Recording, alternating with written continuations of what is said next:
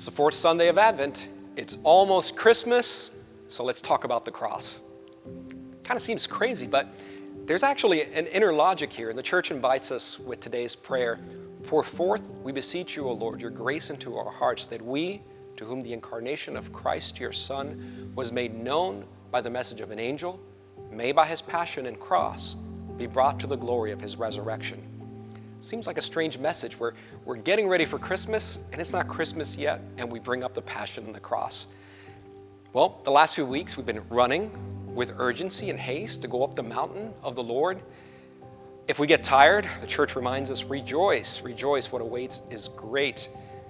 But we're reminded we can't do this without grace. And so our prayer that should be always spontaneous in our heart, maybe every day of our life, every moment, pour your grace into our hearts. How beautiful that would be, that instead of maybe asking for things to turn out this way or that way in my life, just to say, Lord, pour your grace into my heart so that I can accept your will, that we may strive and avoid what hinders us. We rejoice. We need God's help, and God's help is his grace. It's the very life of God within us. So it's true, the prayer today has a little bit of a spoiler, right? The cross is there. The child that comes to save us by laying down his life. That's the way he goes about doing his loving act. How does that make us feel to think of the child in swaddling clothes and already be reminded or foretold of the grown man who will be wrapped in clothes and laid in a tomb?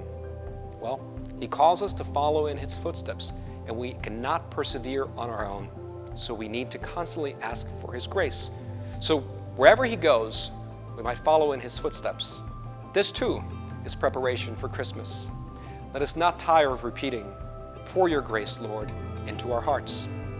We are Christ, and his we want to be. Have a blessed Advent. This has been a production of the Duke Catholic Center. If you enjoyed this video, please consider a financial commitment to support our ministry here on Duke's campus.